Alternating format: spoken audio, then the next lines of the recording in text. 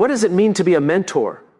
It's a question we often underestimate, because being a mentor isn't about having all the answers. It's about stepping into a role that shapes someone's future long before they even realize it.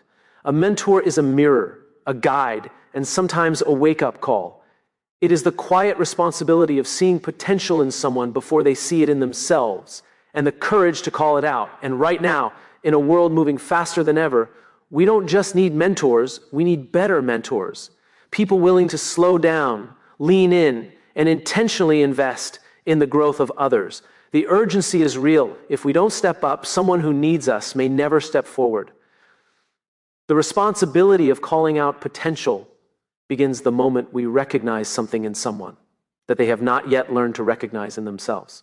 Men, especially, often carry a quiet armor, an instinct to appear capable, composed, and self-reliant, even when they're unsure.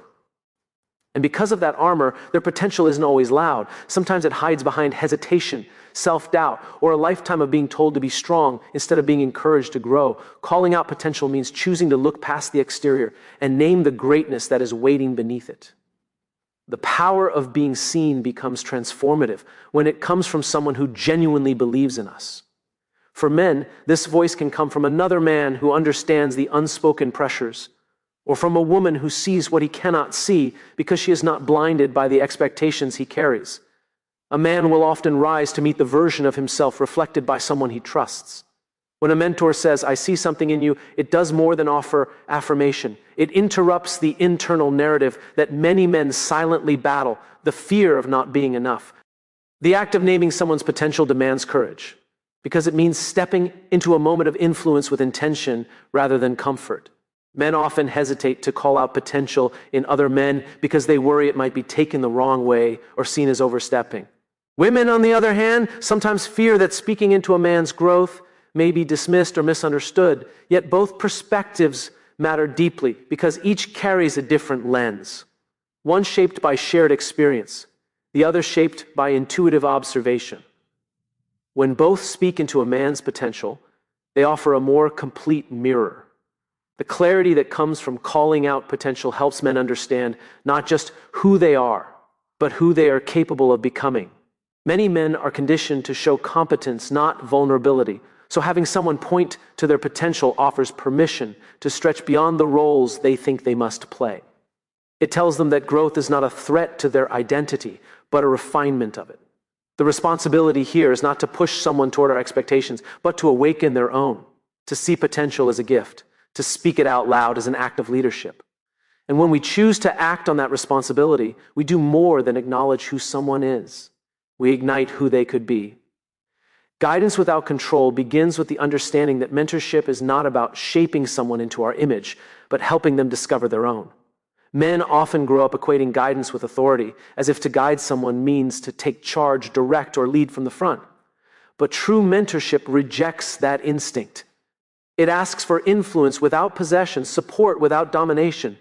It challenges the belief many men quietly hold that leadership means having the final say, by reminding them that the real power lies in helping someone choose their own direction, not enforcing ours. The freedom to grow requires space, and that space is something many men don't naturally give or receive.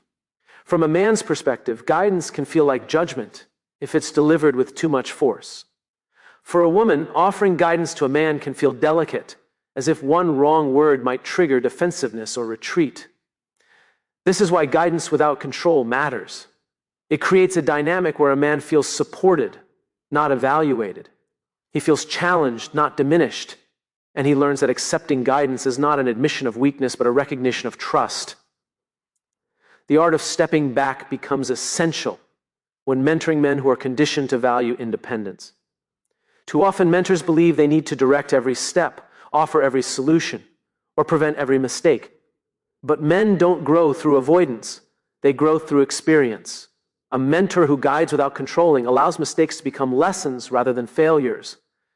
He or she understands that growth cannot be imposed from the outside. It must be chosen from within. The restraint to not intervene at every turn is a discipline that reveals deep respect for the mentee's journey.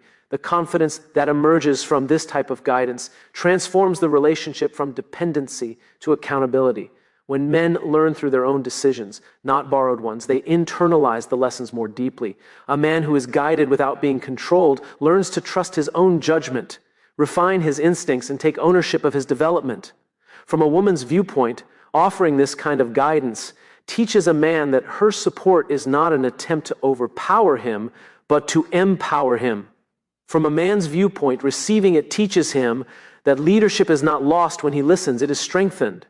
And the result is a mentorship dynamic where growth becomes a shared experience rather than a controlled one. The courage to tell. The truth they need begins with the willingness to risk discomfort for the sake of someone's growth. Men, perhaps more than anyone, are conditioned to seek validation over vulnerability, to prefer reassurance over reality. They are taught to carry themselves as if everything is fine, even when they are quietly falling apart inside. And because of that conditioning, they often surround themselves with people who tell them what they want to hear instead of what they need to hear. But mentorship demands honesty that disrupts comfort, honesty that challenges the story a man tells himself, honesty that risks being misunderstood in order to help him grow. The truth becomes most powerful when it comes from someone who cares enough to say it with clarity rather than cruelty. From a man's perspective, hearing a difficult truth from another man can feel like a confrontation, yet it often carries weight because it comes from someone who understands the same expectations and pressures. From a woman's perspective, speaking truth to a man can feel risky because she knows that honesty might bruise his pride or trigger his defensiveness. Yet both voices matter deeply. A man needs the firmness of brotherhood and the insight of a woman's intuition because each perspective helps him see himself more fully than he can on his own. The willingness to speak the truth requires compassion, not superiority. Many men struggle with feedback because they fear it exposes inadequacy, but truth delivered with empathy does the opposite. It reveals possibility. A mentor who speaks truth without judgment gives a man permission to confront what he's been avoiding. It helps him understand that the discomfort he feels is not a threat to his identity, but a doorway to his development. The truth he needs may challenge his ego, but it strengthens his character. It may sting in the moment, but it steadies him. For the long run, the transformation that follows honest truth-telling becomes a turning point in a man's growth. When he realizes that the truth was spoken for him, not against him, something shifts internally. He becomes more open, less defensive, more self-aware, and less dependent on external approval. From a woman's viewpoint, telling a man the truth teaches him to trust her words beyond flattery. From a man's viewpoint, receiving truth from another man teaches him that strength is not found in pretending, but in confronting. And when a mentor consistently speaks the truth he needs, not the one he wants, a man learns to face himself with the same honesty. And that becomes the foundation on which real growth is built. Modeling the behavior you expect to inspire begins with understanding that people follow what they see long before they follow what they hear. Men in particular respond to example more than instruction because example feels real, tangible, and proven. They watch how someone carries pressure, how they treat others, how they navigate conflict, and how they show up when it's inconvenient. And whether they admit it or not, men look for models, people whose actions give them a blueprint for who they want to become. A mentor who embodies the values they preach gives a man something far more powerful than advice. They give him a living demonstration of what those values look like in motion. The consistency of behavior becomes the truest measure of influence, especially when viewed from both a man's and a woman's perspective. When a man sees another man demonstrate discipline, humility, patience, or integrity, it communicates in a way that words cannot. It shows what strength looks like without aggression, what confidence looks like without arrogance, and what leadership looks like without domination. From a woman's perspective, observing a mentor's behavior gives her the clarity to trust his intentions because actions reveal character more honestly than promises. When both perspectives align, the model becomes undeniable. This is what healthy growth looks like in real time. The responsibility of living the example requires a level of self-awareness that many men are not taught to cultivate. They are often raised to prioritize performance over presence, outcomes over character, and results over emotional intelligence. But modeling behavior demands that a mentor shift his focus inward, not for the sake of perfection, but for the sake of authenticity. Men do not need flawless mentors. They need self-aware ones. They need someone who is willing to admit mistakes, adjust behaviors, and grow openly. This vulnerability doesn't diminish the mentor's credibility. It amplifies it. The influence created by modeling the right behavior builds trust faster than any speech, advice, or instruction. When men witness consistent actions, they internalize those values not because they were told to, but because they saw them work. A man guided by example becomes more confident in his own ability to lead, not by imitation, but by inspiration. From a woman's viewpoint, seeing a man model strong, healthy behavior reinforces her belief that growth is possible without force or ego. From a man's viewpoint, seeing those same behaviors gives him permission to change, evolve, and rise to a higher standard. And it is through this quiet but powerful modeling that mentors inspire not just who men are, but who they are capable of becoming. Creating safety so others can grow bravely begins with recognizing that people only take risks when they feel protected. Men, in particular, are conditioned to be cautious with their vulnerability. They often live with an internal rule book that says showing uncertainty makes them weak, asking for help makes them dependent, and admitting fear makes them less of a man. Because of this, men rarely grow in environments where they feel judged, compared, or exposed. A mentor who creates safety offers something rare, a place where a man can be honest without losing dignity, where he can fail without being labeled, and where he can stretch without fear of ridicule. The emotional freedom created by safety becomes the foundation upon which real transformation happens. From a man's perspective, safety means knowing he will not be humiliated for trying, corrected for exploring, or punished for being imperfect. He needs to feel that he can lay down his armor without being taken advantage of. From a woman's perspective, providing safety for a man often requires patience and emotional intelligence. She understands that men sometimes hide behind silence or distance, not because they don't care, but because they don't know how to express what they're afraid of. When both perspectives work together, they create an environment where a man feels seen without feeling exposed. The strength of safe mentorship is revealed not in the absence of challenge, but in the presence of compassion. Men do not grow when they are coddled. They grow when they feel supported enough to confront difficult truths. A mentor who creates safety allows a man to step into discomfort without feeling alone. He or she gives him the courage to ask questions he's been ashamed to ask, to face weaknesses he's been hiding, and to attempt things he's convinced himself he can't do. Safety doesn't soften accountability. It strengthens it, because challenge delivered from a place of trust becomes empowering instead of intimidating. The transformation that safety unlocks allows men to take ownership of their growth in ways they never could before. When a man feels safe, he stops performing and starts learning.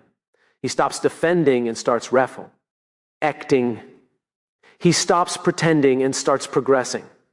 From a woman's viewpoint, creating this space shows a man that he is valued for who he is, not for the image he tries to maintain. From a man's viewpoint, experiencing that safety teaches him that vulnerability is not a threat. It is a tool.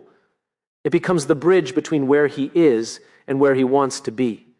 And when a mentor builds that environment with intention, he or she gives a man permission to grow, not timidly, but bravely, boldly, and without apology. Mentorship as a legacy begins with understanding that the impact we leave on others outlives the moments we spend with them.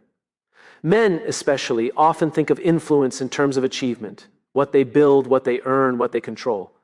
But mentorship shifts that perspective. It reminds men that the real measure of their lives is not what they accumulate, but who they elevate. Legacy is not carved in stone or measured in trophies. It is written quietly in the character, confidence, and courage of the people we invest in. The enduring nature of legacy becomes clearer when we recognize how deeply men internalize the guidance of those they admire. From a man's perspective, a mentor is often a blueprint, someone he watches to understand what strength looks like under pressure, what integrity looks like in conflict, and what purpose looks like in practice. Men learn by observing the consistency of someone they respect more than by absorbing the content of their words. From a woman's perspective, her influence carries a different kind of legacy. She offers emotional wisdom, intuitive insight, and a perspective that helps a man see beyond the limits of his conditioning. Together, These influences shape a man's identity long after the mentor is no longer present. The weight of legacy becomes a responsibility when we realize that every interaction plants something: cow, rage or fear, clarity or confusion, confidence or doubt. Men often underestimate how their presence affects others. A mentor who shows up with calm, empathy, and conviction creates an internal map that the mentee uses long after the conversation ends. Men remember how a mentor made them feel safe when they were uncertain, or how they were challenged when they settled for less than they were capable of. A woman's influence is often remembered for how she saw his potential beyond his insecurities, how she spoke life into the parts of him he tried to hide. These imprints become part of the legacy that follows a man into every decision he makes. The influence of mentorship becomes generational when a man begins to pass on what was once given to him. There is something powerful about watching a man model the same patience, wisdom, or strength that was once shown to him when he needed it most. Men who once struggled to ask for help become the ones who offer help without hesitation. Men who once felt unseen become the ones who notice others. Men who once held their stories in silence become the ones who encourage openness and growth. From a woman's viewpoint, witnessing this transformation is evidence that her influence did more than support him. It reshaped the way he now supports others. Legacy becomes a ripple, carried into spaces we will never see. The true depth of mentorship is revealed when influence outlasts instruction. A man may forget specific advice, but he never forgets how someone guided him into a stronger version of himself. He never forgets the moment someone believed in him before he believed in himself. He never forgets the person who helped him rewrite the story he was living. And as he carries those lessons into his relationships, his work, and his leadership, he becomes a living reminder that mentorship is not a role we play, it is a legacy we leave.